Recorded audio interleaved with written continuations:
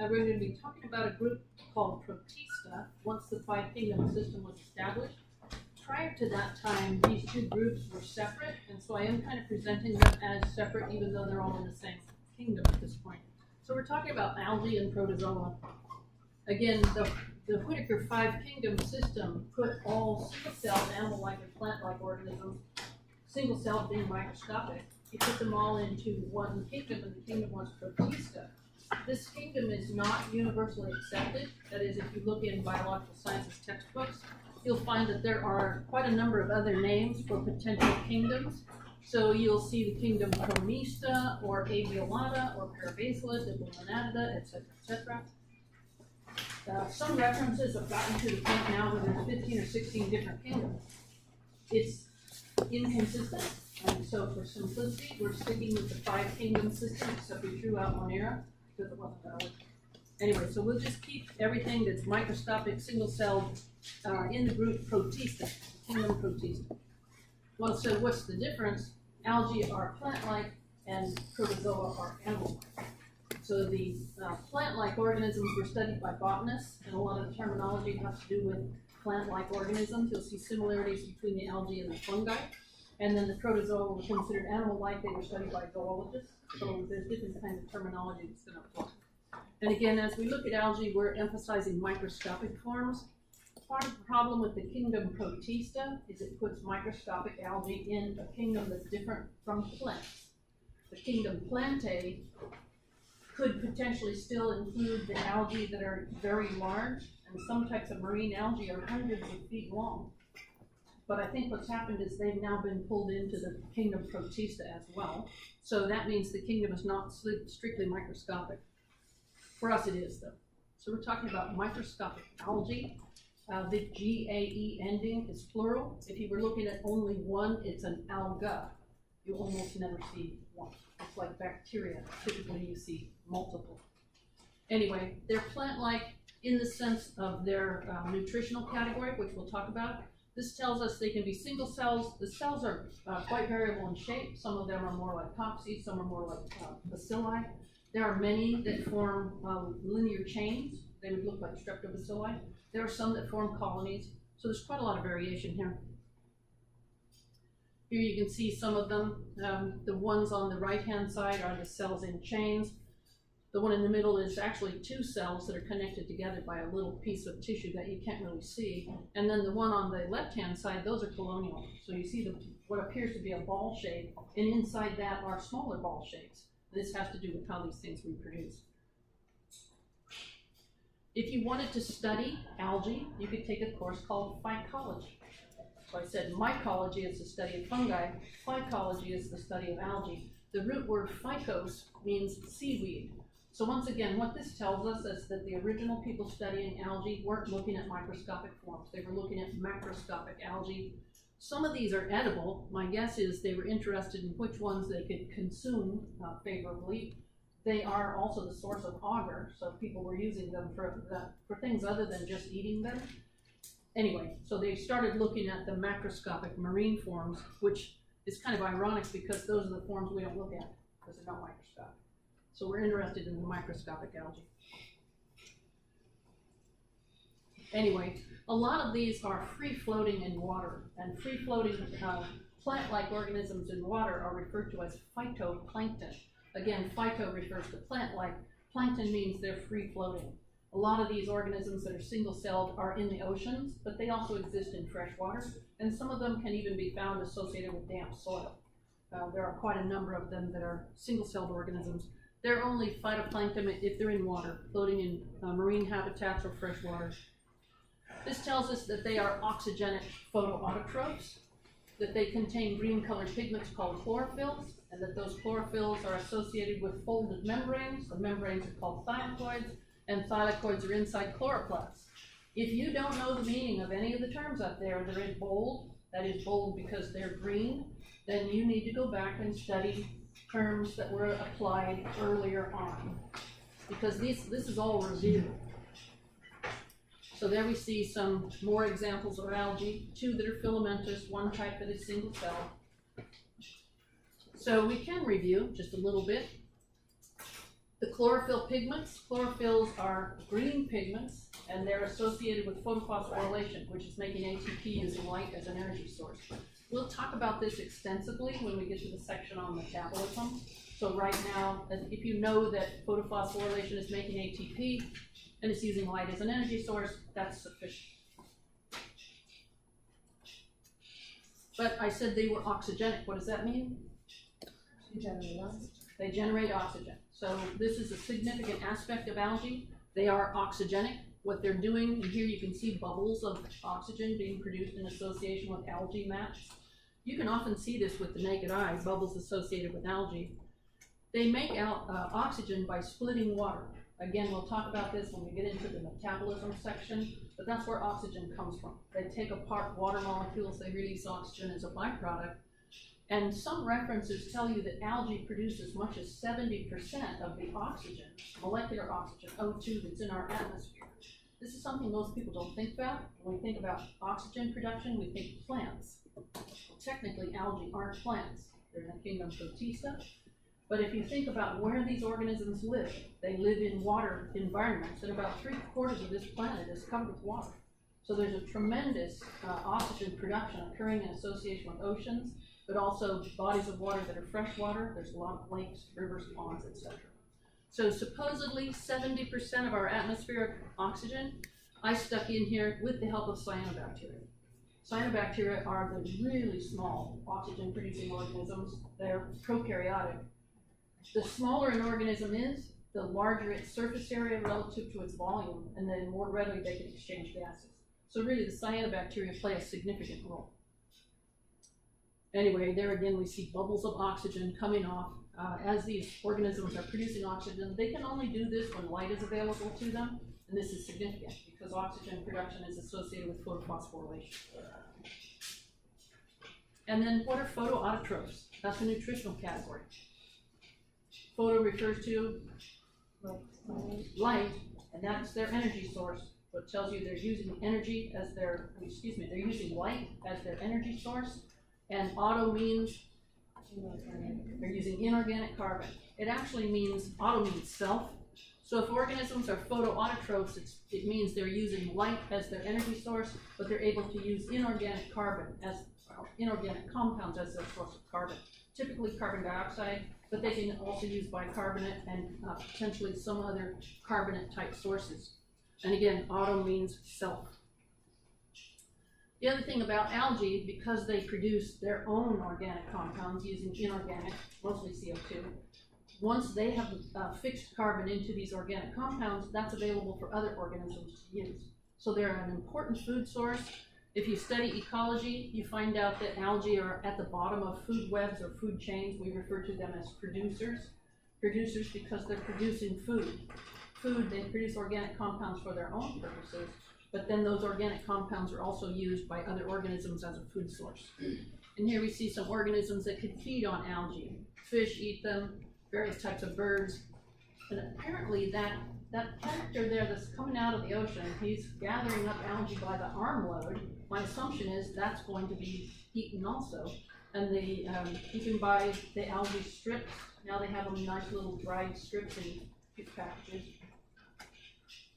The name is escaping me. What is that stuff called?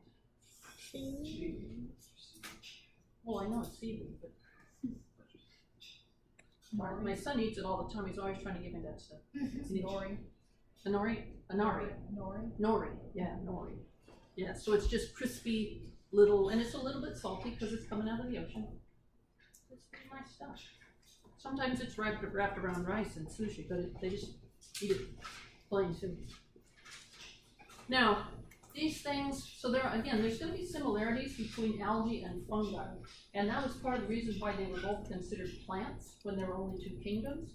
These organisms have walls, like fungi have. So again, the wall is a non-living layer outside the cytoplasm. It's outside the cell membrane.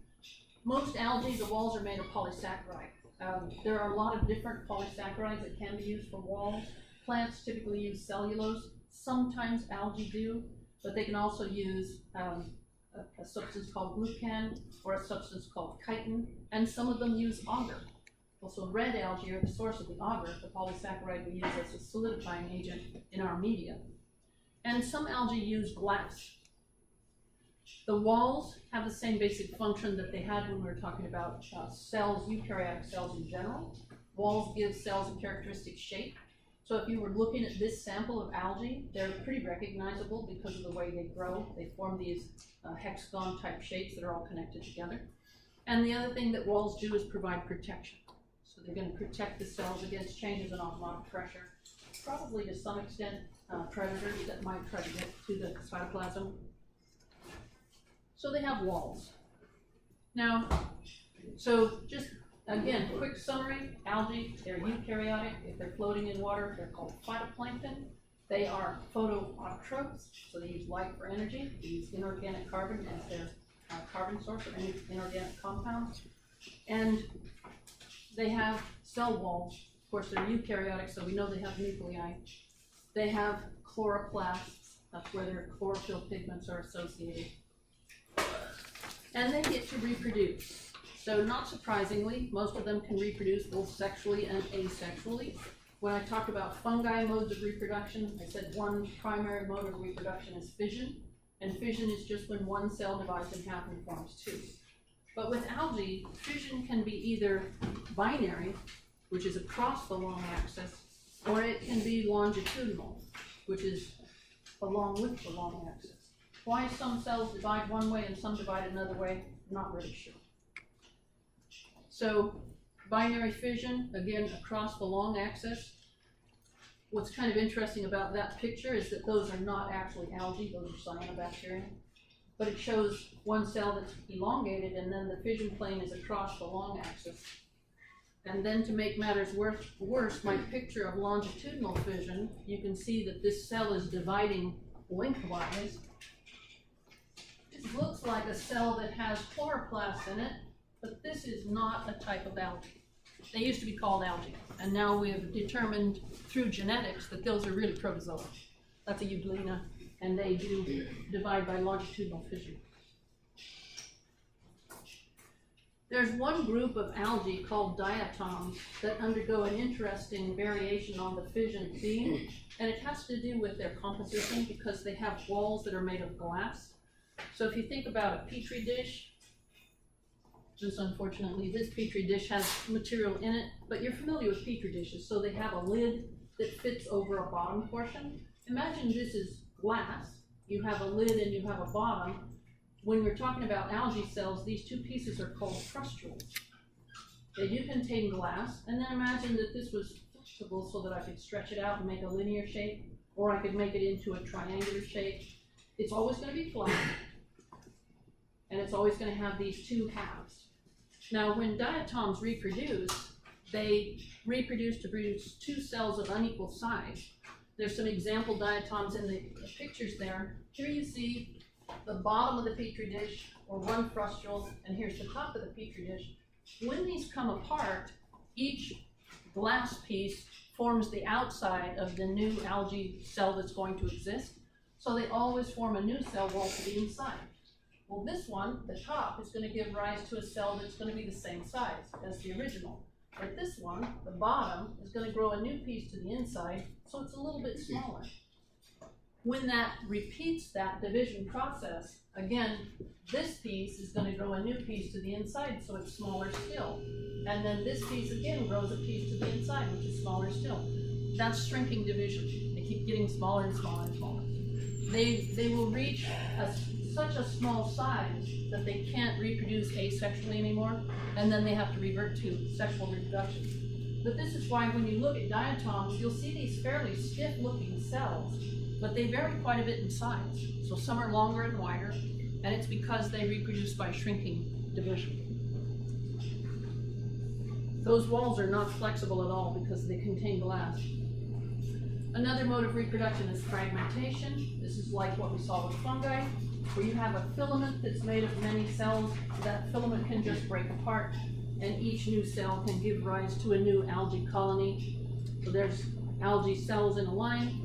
They just break apart. That's fragmentation.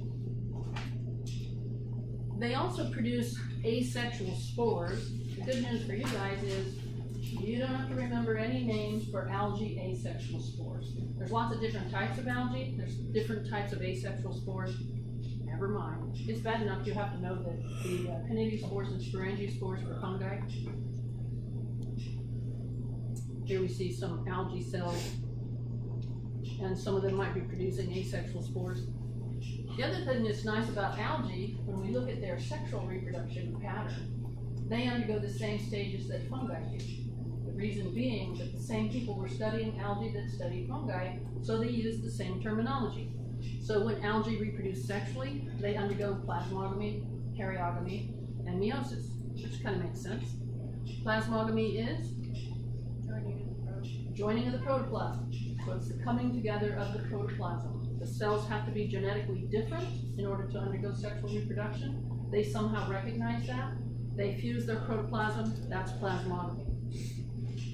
And karyogamy is joining of the nuclei. Remember, karyon means nucleus. So karyogamy is coming together or joining of the nuclei to form a diploid zygote. And then meiosis is? Yeah, it's going to be, well, initially you separate the chromosomes, but then actually the chromosomes separate, they go through two different divisions. So meiosis is sometimes referred to as reduction division because it's going to take cells from diploid to haploid. They're going to go from two sets of chromosomes down to one set of chromosomes. The other thing that happens during meiosis that's so important is there's going to be genetic reorganization. That was the significant aspect of sexual reproduction, is you get genetic reorganization, and that's when it happens, is during meiosis. So yeah, it is reduction division, but it also involves chromosome rearrangement. So here's some illustrated versions. Here's plasmogamy, joining of the protoplasm. Two cells meet, they fuse protoplasm. The second step, which is karyogamy, joining of the nuclei. Nuclei come together, fuse. What you get is called a diploid zygote.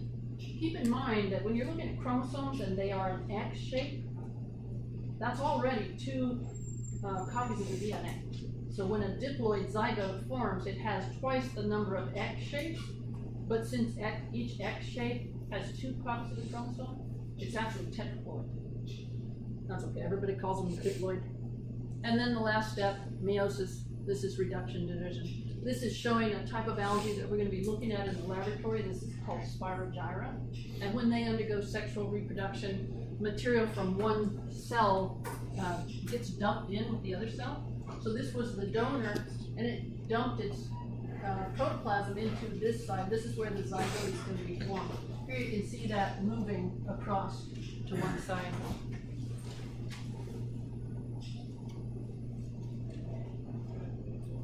Now, with fungi, those stages or steps, we didn't talk about was there a separation of the steps in time, but with algae there are distinct phases that occur where you can have two of the steps of sexual reproduction and then they stop, and then later on they'll undergo the third step. So there are different generations of algae, and they're called sporophytes and gametophytes. The gametophyte generation has haploid cells. So if you think about gametes, gametes are sex cells. Our gametes, sperm cells, egg cells, are haploid. That means they have only one set of chromosomes. So the gametophyte generation is haploid. Those haploid cells are going to undergo plasmogamy and karyogamy. Once they undergo karyogamy, you get a diploid zygote. Now you have the diploid generation, and that is called the the sporophyte generation. So sporophyte is diploid. If you were studying algae, what you would find out is these stages happen, but the two are not, they're not morphologically distinct. So you can't look at algae and know if you're looking at the gametophyte generation versus the sporophyte generation. That is, if you're looking at single-celled ones, they don't look different. You'd have to do some kind of determination of how many chromosomes were present. So this question is asked, would a new gametophyte generation be genetically identical? No, because the whole purpose of meiosis is to allow for chromosome reorganization, and so the new generation of haploid cells are going to be genetically distinct. And actually, you get multiple different types. Now, Algae were initially classified because people were looking at macroscopic forms, predominantly marine forms. They began classification of algae based on the type of pigments that they had. And it was somewhat simplistic, so they were green algae, red algae, and brown algae. And if you take a marine biology class, you might still study these three major groups of algae. Notice those are all macroscopic. We might not notice it, but they are. And it turns out, to some extent, the different colors of algae are dependent upon the pigments. So as I said, algae produce chlorophyll pigments. The chlorophyll pigments, there's chlorophyll A, B, and C. They're green. There's slight variations on the degree of green, and they do absorb different wavelengths of light. But for our purposes, they're green pigments. These are the pigments that are involved in photophosphorylation. So they're trapping light energy, and they're allowing the organism to produce ATP. If the algae are red, they still have chlorophyll pigments, but they have more red pigments. And the red pigments are just referred to as phycobilins. That's kind of a group name for them. There are multiple different phycobilins. If they are predominantly brown, then they contain quite a bit of pigment called carotenoid.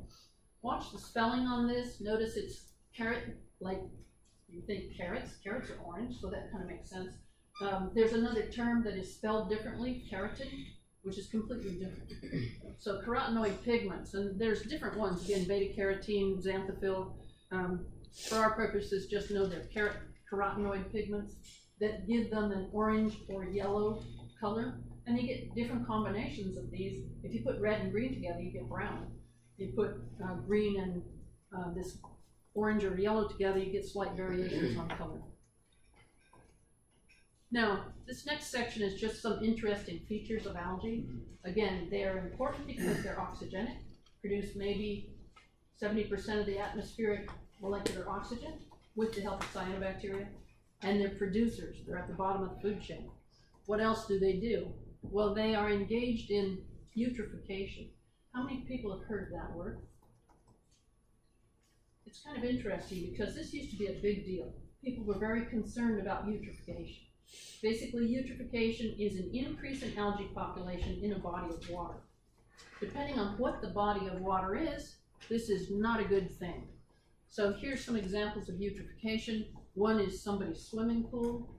This happens if you have a high nutrient load, the temperature's right, and nobody is putting chlorine into that water to try to control the algae population. The image in the middle, that's ocean water, and eutrophication can change the color of the water distinctly. And then the other one, probably a pond or a stream. So again, eutrophication, it's an increase in algae population in a body of water. Well, so is this a good thing or a bad thing? This is sometimes referred to as an algae bloom, which means, again, they're plant-like organisms. They are reproducing in a very big way. If you had algae that were predominantly producing phycobilin pigments, which are red, then you can get what's called a red tide. So algae bloom, eutrophication, red tide, all the same thing. There you can see red tide, so that the ocean water literally looks blood red. Well, you might think this could be good because algae are oxygenic and they're photoautotrophs. The problem is, if you have large numbers of algae in water, algae are only oxygenic during daylight hours. So they can produce oxygen only when there's light available to them. We get into metabolism, we're going to talk about how photophosphorylation works. They split water only with light available. On the other hand, algae are respiratory. They're like us.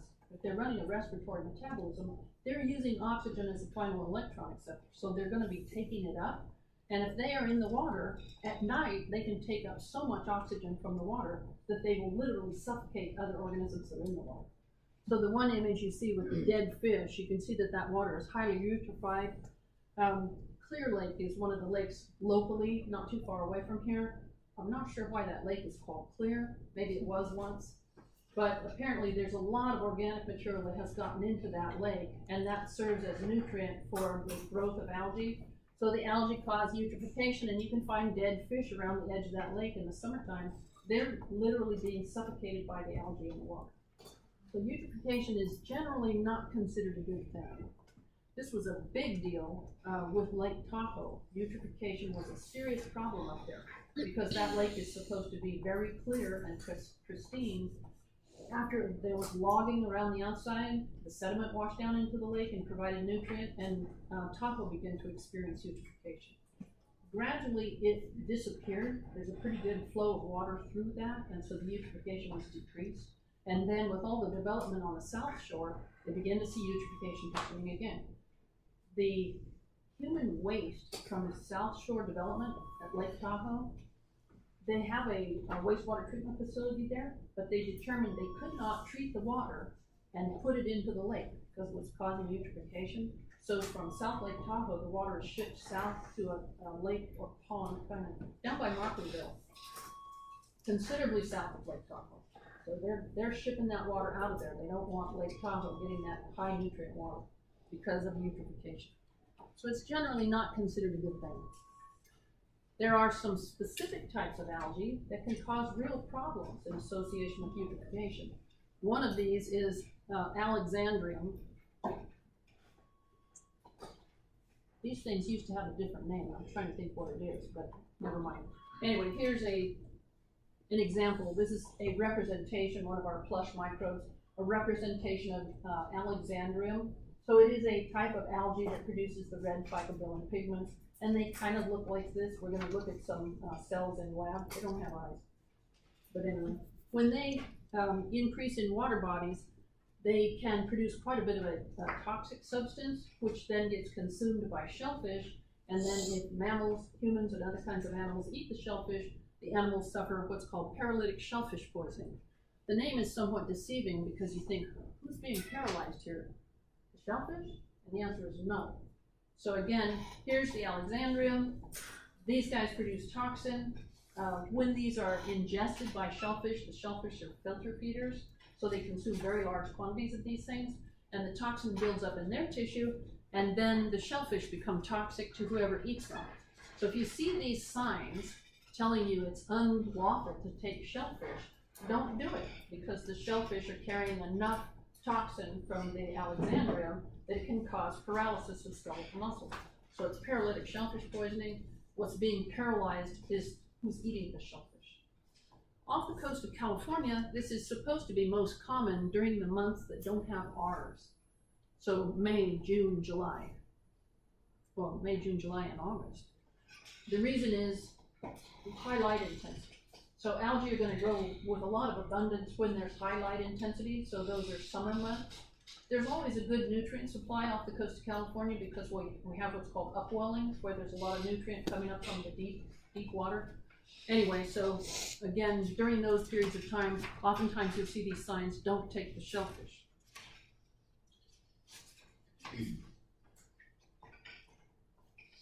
Another type of algae that is problematic is called Pfiesteria, Pfiesteria piscicida. These became very problematic on the East Coast, and I'm not sure that it's restricted to the East Coast. I want to say more east than, well, along the east and the southeast coast of the United States. These algae seem to increase in number because there was a lot of agricultural runoff where people were raising pigs, and the pig manure has a lot of nitrogen in it, which supplied nutrient for these guys to grow in water. Well, so what they found out was Pfiesteria will actually attack and kill fish. So you see the picture of the fish that have lesions on their bodies. You think, wait, aren't algae autotrophs? Apparently only sometimes. Apparently Pfiesteria can be chemoheterotrophs, and they will actually attack and kill fish. They feed on fish. The other problem was associated with these things is that they produce neurotoxins that apparently become airborne. And this was discovered because there was a research laboratory where the researchers had a large tank and they were growing Pfiesteria in the tank, and the people that were working in there began to experience neurological problems. So they had confusion and memory loss, and they came to realize it was because of the toxins being produced by Pfiesteria in the tanks. They didn't have to make direct contact with it. Apparently the toxin was getting into the air. Well, so headache, not such a big problem, but loss of memory and a lot of confusion, that's not going to be a good thing if you're a fisherman. So this becomes potentially problematic where you have fishermen out on the ocean and you have red tides and Pfiesteria increasing number. Not only are they killing fish, but they're making it real difficult for fishermen. Another type of what we call dinoflagellate, that's the general name for this group of organisms that have this kind of groove around their body. Anyway, another example is Noctiluca. That's a genus name that means nightlight. These are bioluminescent, and so when they're in the water, oftentimes the waves will light up. Have any of you seen this off the California coast? You guys get to the California coast? Last year, I think it was September, where they had the greatest report of bioluminescence. And they were actually taking bus loads of people that were going to Point Reyes and taking them to a specific location to look at bioluminescence. So at night, you can see this best when there's no moonlight, but the waves come in and as they crash to the beach, they light up. If you run back and forth on the sand, it lights up. If you like Tinkerbell, you can pick up sand and toss it and it lights up. And it's Noctiluca. So again, very beautiful bioluminescence. And there have been instances where pilots have been able to find their way back to aircraft carriers by following the luminescence in the turbulent water behind the carriers. So, yeah. Huh? Does that happen all the time, or do you know any specific locations that happens all the time? It doesn't happen all the time, although very often in Southern California, I think because the water's warmer. But if you go to the ocean at night, take the time to go down to the sand and just run your fingers in it. And if you see it light up, that's not good. There are other dinoflagellates that are bioluminescent, so they're not the only one. Another really good place to see that is in Puget Sound, usually in the summertime, and oftentimes you'll see it where water is just kind of gently lapping. You'll see it, what looks like the color of a blue gas flame. Really pretty. Biologists get excited about that kind of thing. Yeah, go to the ocean and look for bioluminescence. So there's another type of algae, the diatoms. Diatoms have glass cell walls, as I said, frustral, like a petri plate. So these glass walls were made by diatoms living in bodies of water that no longer exist today, but the glass was heavy and it sank. So over eons of time, the buildup of these glass walls made a sedimentary rock type called diatomite. Diatomite is kind of gritty stuff. This is showing diatomite in a bank. This is a geology hammer, a rock hammer. Here's some diatoms, and this is diatomaceous earth. How many people have seen diatomaceous earth? Do you have a swimming pool? Anybody that has a swimming pool, if you buy Filter Aid, it's diatomaceous earth. Well, what is diatomaceous earth? It's usually diatomite, this sedimentary rock type, that is then ground up to make a fine powder. And it's diatom cell walls. The diatom cell walls make a very fine filter, which is kind of ironic. What you're filtering out of the water is usually other algae that you don't want in them. But diatomaceous earth filters are used for other things. So they're used for filtering debris out of honey, debris out of apple juice to make it really clear. They're used for determining blood clotting time. I'm not sure exactly how that's done. And they're used in toothpaste, the white toothpaste, that's diatomaceous earth in there. It's an abrasive. It's in soft scrub cleanser, and it's in car polish. Those tiny little pieces of glass make a good abrasive material. The other thing about diatoms is some of them produce a substance called domoic acid, and domoic acid is another toxic substance produced by diatoms. So in this case, I believe the domoic acid is concentrated in something that the diatoms are being eaten by. So shellfish or possibly other kinds of fish, they eat the diatoms, they concentrate the domoic acid, and then this toxin damages whatever eats that material. It can cause memory loss, nerve damage, and even death. So some of the ocean-going birds that are feeding on shellfish have been found to die from domoic acid.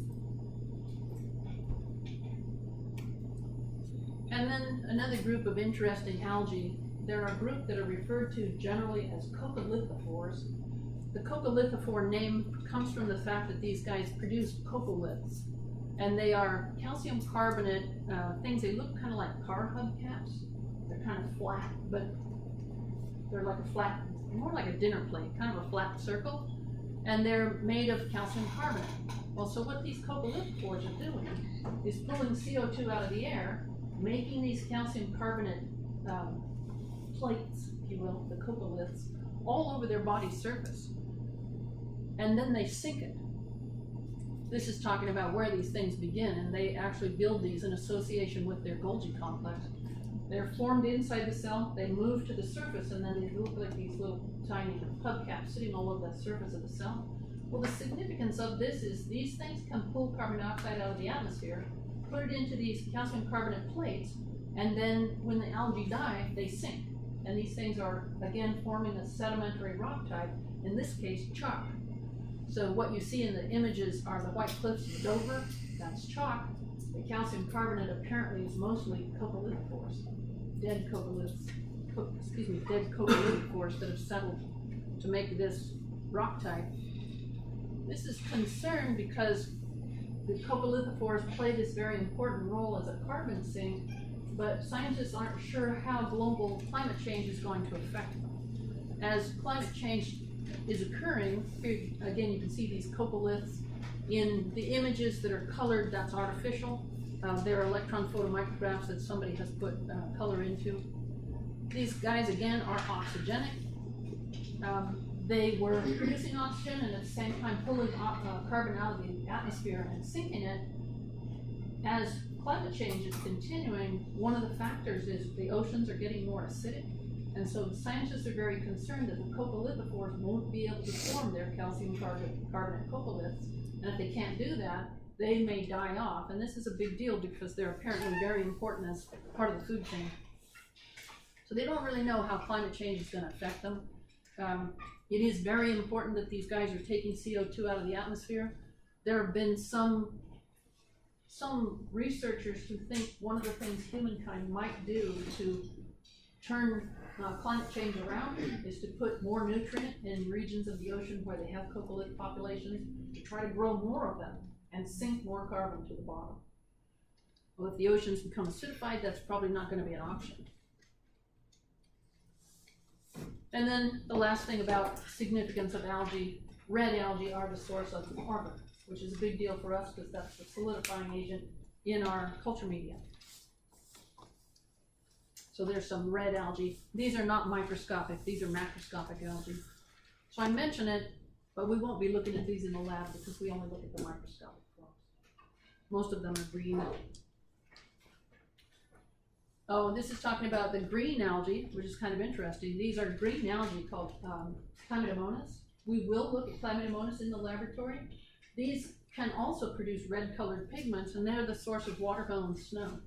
So if you see this in the wintertime, or excuse me, in the summertime, if you go hike in the Sierra Nevada or in other mountains, you can see these patches of pink on the snow surface. This is called watermelon snow, and it's psychrophilic algae that are growing on the surface. They get a lot of light, and because they're autotrophs, they can live there. They don't have a high nutrient load, but they grow quite nicely.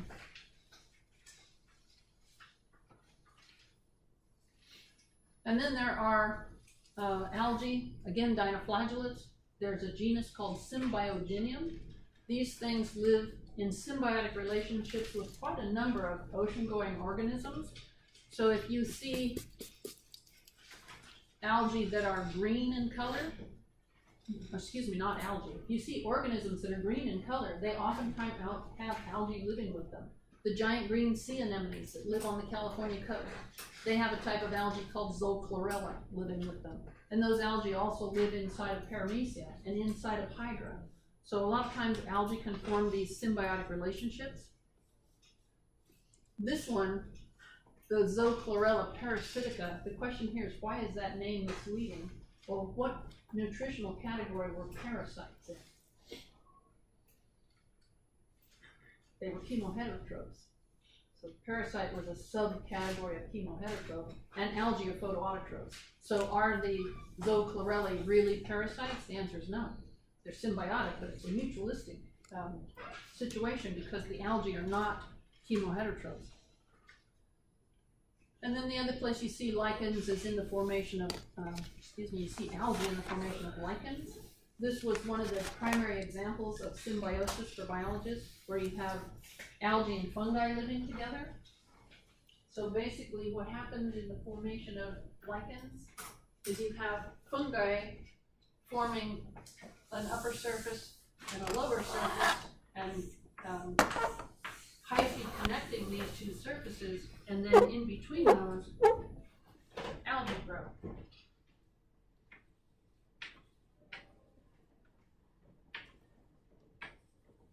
So this is a really nice symbiotic relationship where the algae are photoautotrophs.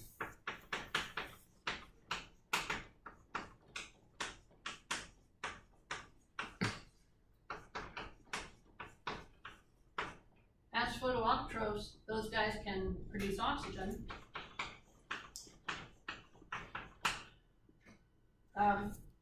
But the algae, well, I should say, sometimes these are cyanobacteria.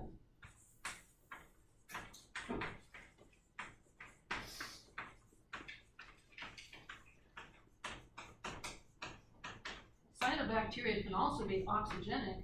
The other thing about cyanobacteria is sometimes they fix nitrogen.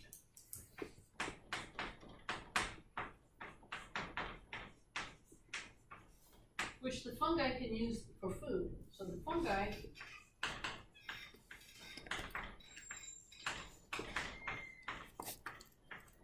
they get food from the algae, and they get food from the cyanobacteria, and they supply moisture.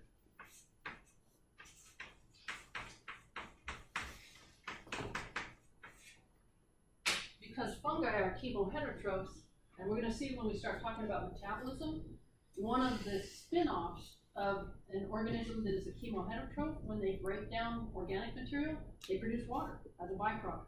How do they produce it? They bring in oxygen, they stick hydrogen on it, and they form water molecules. So these guys form water, which makes this habitat in here moist, and the lichens then can grow in areas where you wouldn't think there would be anything surviving because it can be really dry. But the algae are feeding the fungi, and the fungi are protecting the algae and giving them a water supply. And you find these things all over the place.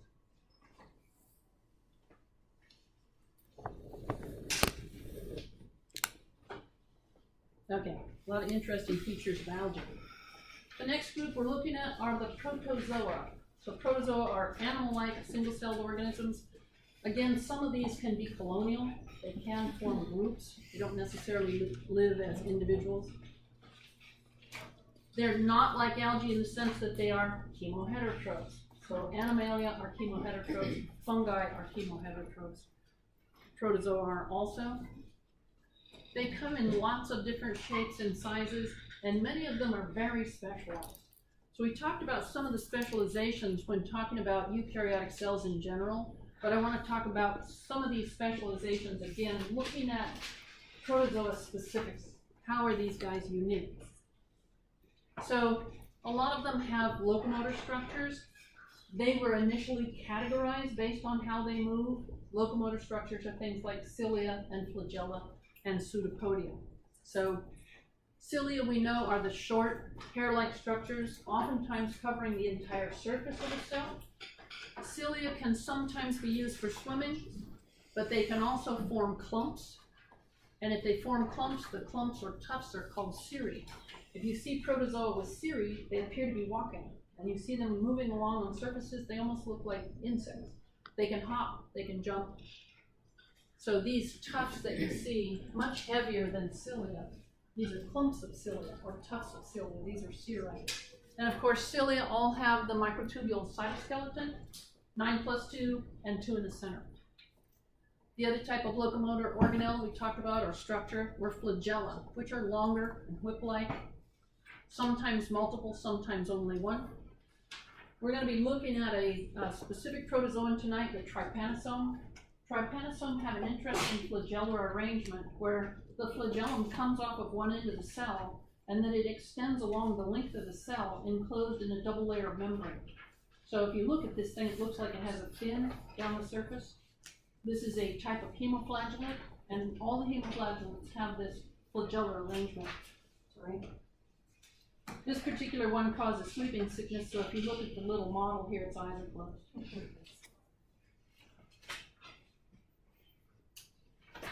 Pseudopodia are the other type of locomotor structures. Remember what I told you guys about talking? Don't do it. If you have to talk, out of here. So, pseudopodia, these are called false feet. Actually, that's what the word means. Pseudo is false, podia is feet. They're just extensions of the protoplasm, but they can be used for either locomotion or for food getting. When you see these extensions where the protoplasm is extending out in some particular direction, what type of protein was associated with that? Also involved in cytokinesis, division of the cytoplasm. Also involved in endocytosis, phagocytosis, pinocytosis. Actin. Don't forget about the actin. The protein just under the cell membrane that allows for a lot of structural change in that cell membrane surface. What researchers are finding now is that actually amoebas have a front end and a back end. If you watch these things, you wouldn't think that they do, but apparently they go in a particular direction relative to the cell. They have an orientation. Now, since protozoa are chemoheterotrophs are taking in preformed organic compounds. They're using that both for their energy source and their carbon source. So these guys have to eat, but they're single cells. So how do they get food? Well, it turns out sometimes they have specialized food-getting structures. A lot of them have a single surface structure called a cytostome. The word cytostome means cell, mouth. Cyto is cell, stoma means mouth. It's the only place on the surface of the cell where endocytosis can occur. Sometimes this is at the bottom of what's called an oral funnel. So you'll see a structure like this that leads down into the cell, and at the bottom of that is where the cytostome occurs. Other times the cytostome is just on the surface. Again, what it is, it's a region where the cell doesn't have a pellicle, and it's where the cell membrane can fold inward and endocytosis can occur. A lot of times protozoa can't take food in just anywhere. They can only take food in at the cytostome. So food is taken in again through endocytosis, either phagocytosis or pinocytosis.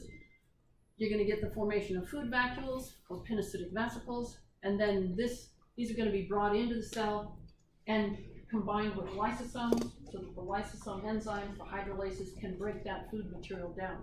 So here we see a paramecium. The paramecium does have an oral groove with a cytosome at the bottom, but these are all food vacuoles in various stages of digestion, and it's the hydrolase enzymes associated with lysosomes that are used for digestion. So cilia and flagella are used for locomotion, but they can also be used to sweep food across the surface of the cell or down into one of those oral funnels to push the food into the cytostome. And oftentimes they will do that. Pseudopodia, also used for locomotion, but also used for food getting, because the cell can extend their pseudopodia out and around the materials they want to consume and form food vacuoles. We watched that film of the paramecium that is being ingested, being taken in. The other thing that protozoa often have, if they live in fresh water, they have to have a way to get rid of the excess water. It's going to come in via osmosis. So they have osmoregulatory structures. What were they called? Contractile vacuoles. So a lot of protozoa have contractile vacuoles. Here you see some images of them. Paramecium typically have two, and we saw the movie showing the contractile vacuoles going through systole, where they contract, diastole, where they relax and fill. An amoeba often has just one, but sometimes a protozoa will have a whole string of contractile vacuoles, so they can often have more than one. And again, their primary function is to pump water out. They're going to protect the cells in hypotonic environments so they don't blow up. But they're also going to be involved in intracellular circulation because they're connected to the Golgi, and they're also involved in excretion of liquid waste. I didn't put the pictures that show them in action in this section, but you got to see that earlier. Another thing that protozoa have oftentimes are protective structures. Now these are not plant-like organisms, so they don't have walls. If they have a layer outside the cell membrane, it's never called a wall. It can be called a skeleton. Sometimes they're called cysts, but anyway, there's another type of structure they produce. If they're ciliated, they produce a structure called a pellicle. It's not stiff, it's flexible. It's tougher than the cytoplasm, and so it does provide protection to the cell, but it allows them to move about. If they have a pellicle, the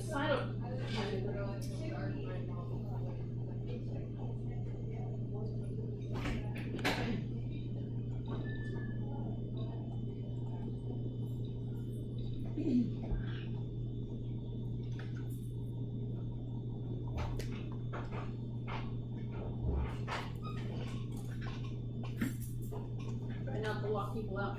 If they have a pellicle, which my understanding is all ciliated protozoa do, the reason that a cytosome is so significant is the cytostome is the only place where the pellicle doesn't cover. So they can't take in material through endocytosis where the pellicle is. So it's a flexible layer, but it is a protective layer. If they have a rigid layer outside, that's called a skeleton.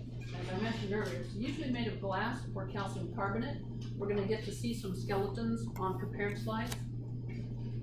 And then some protozoa produce protective structures called trichocysts. They apparently have some kind of specialized little capsules just under the cell membrane. Again, we're talking a single-celled organism here. But just under the membrane, there's a little structure that can release a protein spear. These are trichocysts. And they are apparently shot out in response to toxic chemicals, but they're also used for hunting, and they're used for attachment. So here you see some paramecium with these spear-like things that have been shot out. They're actually connected to the cell by threads. So they're kind of like the spears, if you've ever seen images of people whaling, where they'll shoot a harpoon out and the harpoon has a string on it. So it's kind of like that. What researchers think is these are primarily for protection, but they could possibly be used for hunting and definitely for attachment. So a paramecium can attach itself to a surface using trichocysts. And then if they live in wet habitats, sometimes those habitats dry up. So protozoa have different life stages that they go through. We're going to be able to see both of these in the laboratory. If they are active, they're referred to as trophozoites. We use the term troph in association with our nutritional categories: heterotrophs, hemotrophs, autotrophs, phototrophs. We think of troph meaning how are they active? What do they use to activate themselves? So if you're talking about a trophozoite, the word literally means active animal cell, trophozoite. These are the form of protozoa that are moving, reproducing, feeding, doing whatever it is protozoa do for fun. And the alternative stage is called a cyst. The cyst is inactive. It's dormant. Kind of like an endospore, but not quite that dormant. And they go back and forth. When we talk about protozoa that are medically significant, the cyst is often the stage that allows them to go through the GI tract. If you ingest the trophozoite, it'll probably die in stomach acid. But if the cell is in a cyst form, it can pass through the stomach, get into the intestine, and establish itself. So we're going to see some of these stages in the lab. And then this is talking about reproduction. Like the algae and the fungi, these things reproduce both asexually and sexually. Unlike algae and fungi, I have never seen the terms plasmogamy, karyogamy, and meiosis applied to protozoa. Why? Because zoologists didn't use that terminology. It's like, did they have to undergo these stages? Yes. Zoology textbooks don't use the words. If they reproduce asexually, again, they're going to undergo fission. And fission requires two things. You have to divide the chromosomes, that's mitosis, and then you have to divide the protoplasm, or cytoplasm, which is cytokinesis. They often divide by binary fission. One cell comes apart, and you get two cells. And I showed you the image earlier of longitudinal fission, and I was talking about algae reproducing by longitudinal fission, but the picture was Euglena. Euglena are protozoa. So protozoa can also do either binary fission or longitudinal fission. They also sometimes undergo a process called schizogony. And schizogony is multiple fission. Basically what happens is one cell goes into a host it divides its nuclear material into a bunch of little nuclei, and then divides the cytoplasm up so that each little nucleus is surrounded by a little bit of cytoplasm, and the host cell then that was in blows up, and all these new little protozoa get out. This is quite significant to us because there's a particular protozoan parasite called Plasmodium. They're the causative agent of malaria, and they reproduce by schizogony, or multiple fission, inside our red blood cells. So one protozoan gets in, a whole bunch of protozoa get out, because they reproduce by schizogony over and over again. Here we see the multiple cells inside a single red blood cell, and then this amazing photomicrograph that shows the red blood cell with a whole bunch of new little protozoa inside, and then this one is blown up and the protozoa go out. They go out, they infect new red blood cells and start the whole process over again. So that's schizogony. Some types of protozoa reproduce by budding. As I said, budding is like fission, except that the nuclear material is divided equally and the cytoplasm isn't. So you'll have one cell that's quite a bit bigger and the bud is small. So here we see a protozoan at the top with multiple buds coming off of it. Each one of these little buds is then going to form a new protozoan. This is a stalked protozoan, also forming a bud.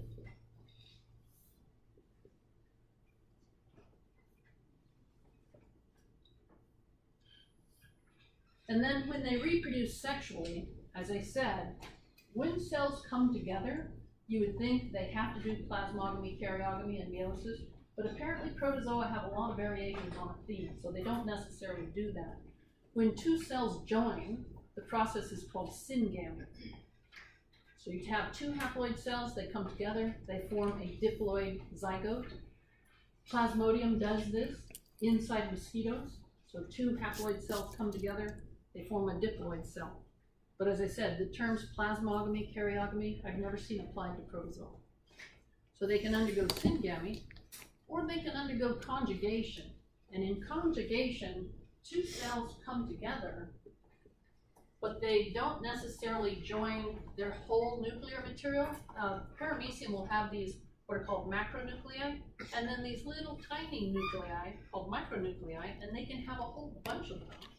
And they transfer some of their genetic material to the new cell. So when you see paramecium engaged in conjugation, the cells are coming together, but they transfer micronuclei back and forth. So there's a lot of variations on a theme. Again, the role of sexual reproduction is to get reorganization of the genetic material. So they are going to accomplish that, either with syngamy or conjugation. So most protozoa by far are free-living organisms. They're kind of interesting to look at. They're in freshwater habitats, they're in saltwater habitats. For microbiology, typically what people are interested in is the protozoa that are potentially disease-causing agents. So this takes us into the realm of medical protozoology. It's a relatively small number of organisms that can infect people and cause disease, but some of the diseases that they cause are extremely important. So we're going to be looking at some medically significant protozoa. The first example is called Giardia.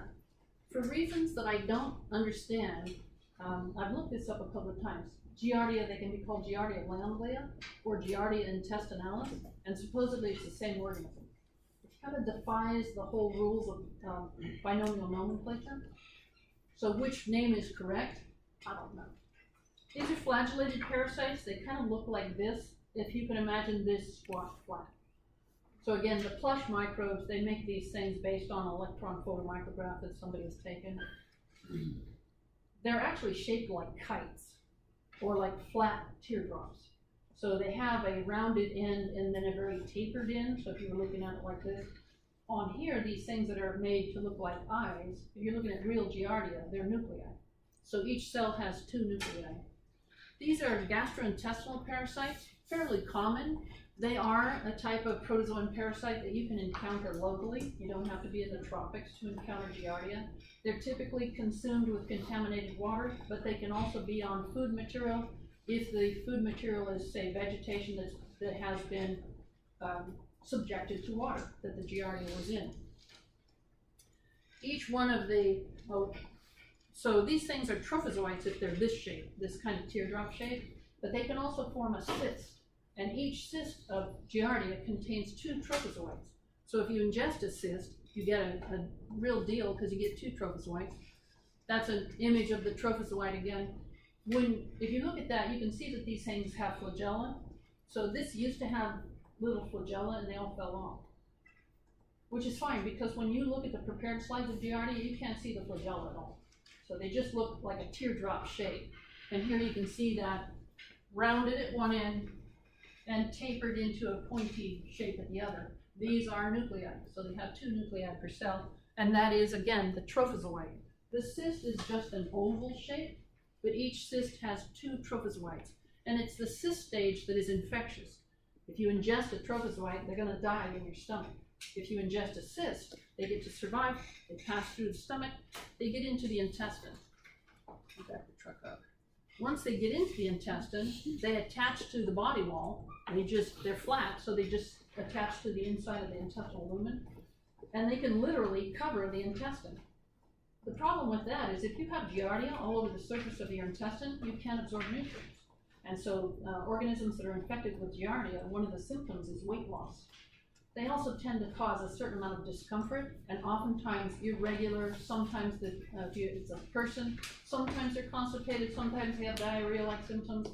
If they have bowel movements, they tend to have a lot of fat in them because fat can't be absorbed through the intestinal wall because the Giardia are basically blocking absorption.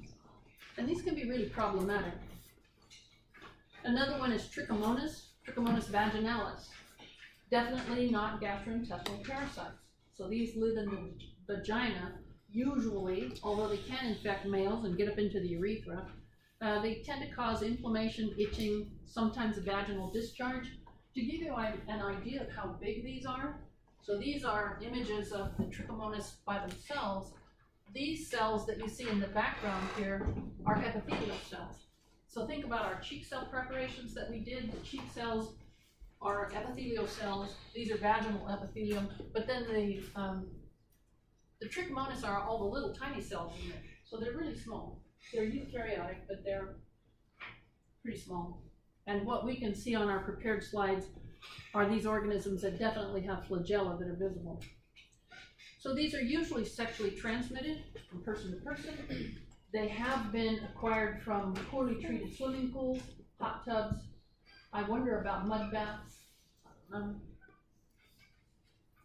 Hard to say. Another one is Entamoeba histolytica. Now the species name on this one kind of tells you what it does. These are organisms that live in the gut. Again, they're acquired in the cyst form. They're a real deal because if you ingest 1 cyst of Entamoeba, you get 4 trophozoites. So 4 trophozoites instead of just 2. Again, they have to be ingested in the cyst form to pass through the intestine. But the name histolytica, histo means tissue, and lytic means what? To split. Think lysosomes, lysis, hydrolysis. So lysis means to split. The species name means literally tissue splitting. These things hatch out of the cyst stage in the intestine, and they form these trophozoites that can just move about the intestine and feed on bacteria. Where they begin to cause problems is if they start feeding on the intestinal wall. And sometimes they do, and they can cause abscesses. They've been known to go clear through the mucosa, so they'll go right through and allow then holes, perforations into the peritoneal cavity. And this is really problematic because then bacteria can follow them. So typically, not large numbers of people that are infected with Entamoeba histolytica get the full symptoms of tissue lysis, but if they do, they get dysentery. How many people know the difference between diarrhea and dysentery? You're all familiar with diarrhea, right? So you have watery stool. Well, imagine that watery stool, instead of being made up of food that you have ingested that's just passing through, what it's made up of is your blood and mucus. That's dysentery.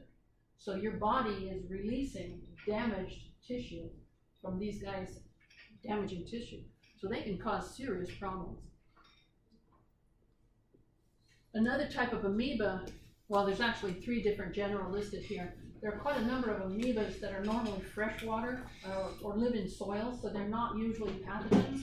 But under certain circumstances, they can get into humans and either cause eye infections, or if they get into the nasal passages, they can go up, they follow the olfactory nerves up into the brain, and they can cause what's called primary amoebic meningoencephalitis. I believe Naegleria is the most common, and these things tend to be associated with warm water. They've been problematic in hot springs, where people were, they're natural hot springs, they got into those. There was an incident someplace in Arizona involving kids playing in a warm river. They weren't even swimming, they were just hopping into the water, but apparently got splashed in the face and got that warm water up into their nose, and then got Naegleria climbing up into the brain, and they kill people.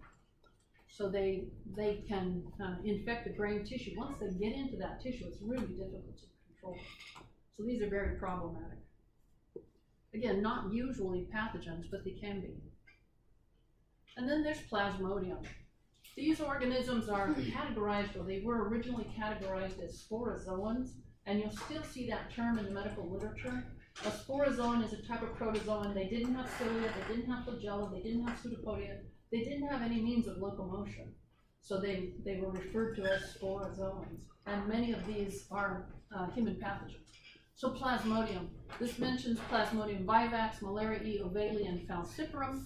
There's now another species of Plasmodium that is known to cause malaria in humans. It's called Plasmodium knowlesii. So these guys do cause malaria. The term malaria means bad air. People thought the disease was associated with warm climate, tropical climate, and being in an area where you were exposed to a certain kind of air. Well, it turns out it's mosquito transmitted. So this is a protozoan that's transmitted by mosquitoes. They're all in the genus Anopheles, and apparently a lot of different species of Anopheles mosquitoes. So the protozoan is in the form that's referred to as a sporozoite that gets picked up by the mosquito. The mosquito bites, pick up the sporozoites, they transfer those to a new host. They typically go into deep tissue. Seems to be they go into the liver, and they can kind of hide there for a long period of time. Eventually they come out. This is mentioning that they're actually able to reproduce. They reproduce inside human cells through schizogony, or multiple fission. They are first in the deep tissue, and then they get into the bloodstream, and then they have repeated cycles of schizogony. So they go into a red blood cell, they undergo multiple fission, they come out as these cells called merozoites. And the merozoites then go into new red blood cells and infect them, and the cycle goes over and over and over. One of the characteristics of malaria is that people develop a very high fever, and they'll experience chills and weakness, and then the fever kind of subsides and they begin to feel halfway decent again, and then the fever comes back. And the cycle has to do with when the red blood cells rupture. The red blood cells blow up and release a bunch of merozoites, which then go and infect new red blood cells. And the cycles are 48 hours for Plasmodium vivax, ovale, and falciparum, 72 hours for Plasmodium malariae, and I believe 24 hours for Plasmodium knowlesii. So they have different cycles. But this is a serious, serious disease, and it kills people. Millions of people die from malaria on a yearly basis. So it is a very significant protozoan parasite. Now eventually, some of the merozoites that go into red blood cells come out as gametocytes, and the gametocytes are haploid, and then those things are going to be picked up by the mosquito, and inside the mosquito, they undergo syngamy, which is sexual reproduction, and the whole cycle starts over. They are actually in the salivary glands of the mosquitoes, so when the mosquitoes bite, they put them back. And this is a disease you don't normally think about as being in California, but we do have Anopheles mosquitoes in California. So if somebody is bitten by Anopheles mosquitoes that have bitten somebody else, and so the mosquitoes carrying the Plasmodium, they get transmitted.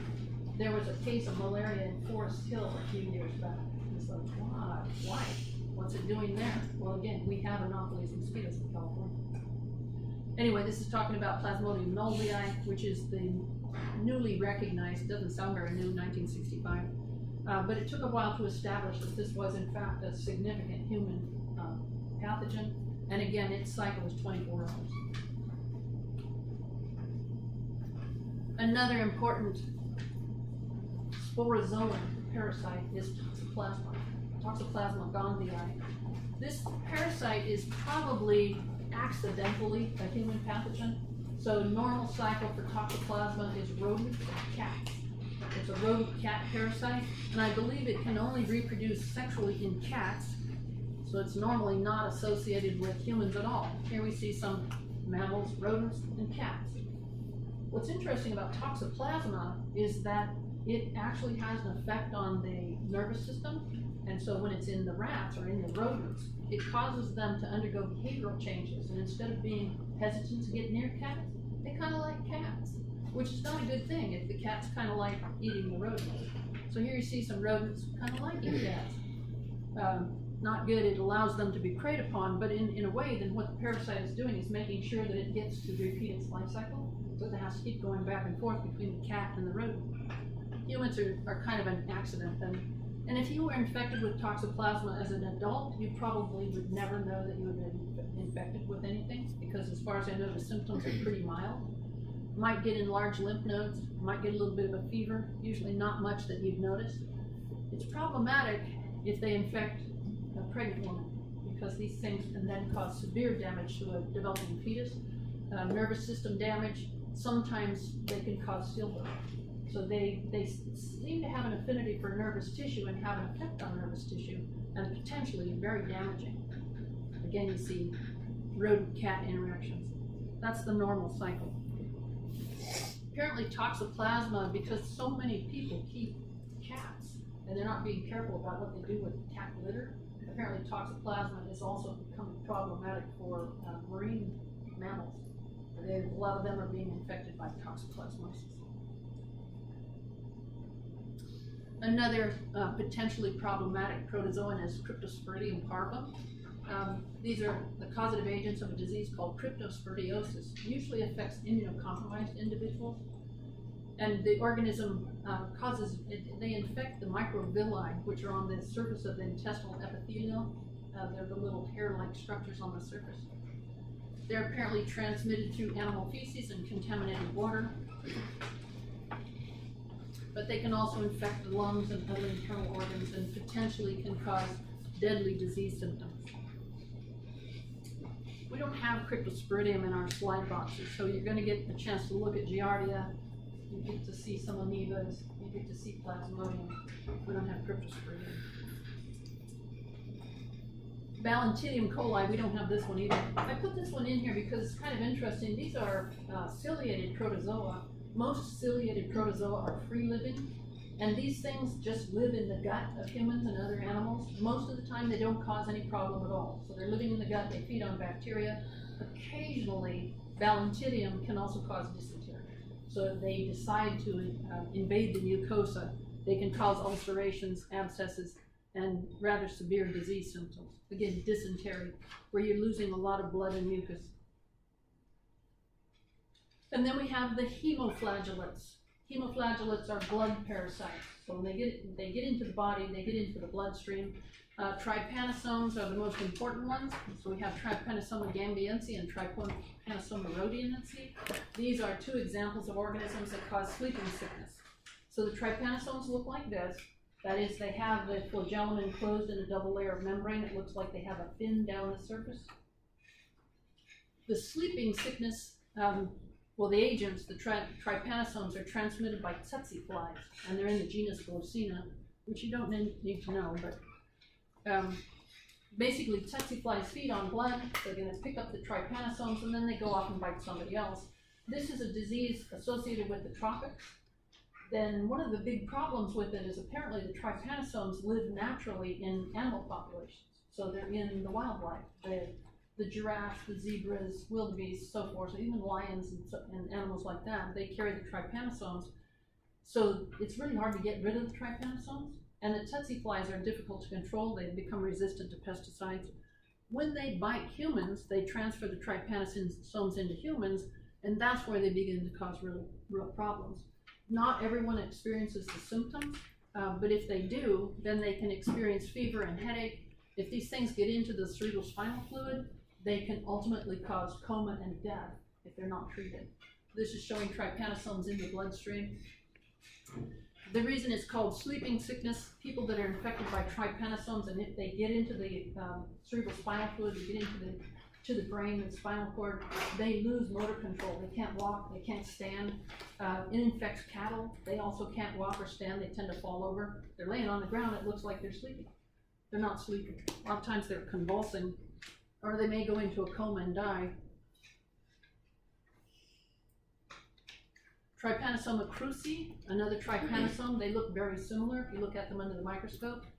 These are transmitted by bugs that are called true bugs or kissing bugs. The reason they're called kissing bugs, the genus is Triatoma. They're called kissing bugs because they tend to bite people on the face. These things hide in people's houses, and then when people are asleep at night, they come out and they walk to where they're sleeping. Usually their faces are exposed, so that's where they bite. They also feed on human blood, but they don't transmit the trypanosomes through their salivary gland. Instead, they have trypanosomes. The bugs have the trypanosomes in their gut, and when they feed, they defecate. And then the bite itches, so the person scratches, and they scrape that fecal material into the bite. So here we see come back here. There's the kissing bug. They're pretty good sized bugs. And apparently people that are familiar with them think they actually stalk people. So they kind of wait, and they wait for you to settle down so that they can come out and bite you. But anyway, the excrement gets into the scratch, gets into the bite, and then these tend to form these abscesses on the surface, oftentimes on the face, around the eyes, or around the mouth. So they're going to cause symptoms at the bite site, but if the trypanosomes get into the general circulation, then they can cause severe fever, and they can get into the internal organs and cause more severe problems. A lot of bites in children. Chronic infection is going to involve the liver, the spleen, lymph nodes, etc. And there you can see the electron photomicrograph that was the model for this thing. Why are they purple? Because somebody made them that way. They don't come purple. And then I stuck this last one on Leishmania. This is another genus of hemoflagellate. Leishmania parasites are transmitted not by mosquitoes or kissing bugs, but by what are called sandflies. Again, they look like other trypanosomes. They have this flagellum enclosed in a double layer of membrane, and then quite a lot of flagella going out the back. What you see in the image is the lesion where a Leishmania parasite has been put into the tissue, and they cause these abscesses on the surface of the skin. Some of them do that. Some of them cause abscesses like that on internal organs. So these things can be quite damaging. And this is what the sandfly looks like. These things are also called no-see-ums. So if you've ever been bitten by no-see-ums, this is quite irritating, and these things are all over the place. So what they're finding out is these guys are increasing their range. Leishmania parasites are quite a big deal. No-see-must. That's a spell check where the computer corrected it and I didn't catch it. Should be no-see-um. No-see-um. Oh well, they look like that. And now you can't see them. Okay, so those are the Protista.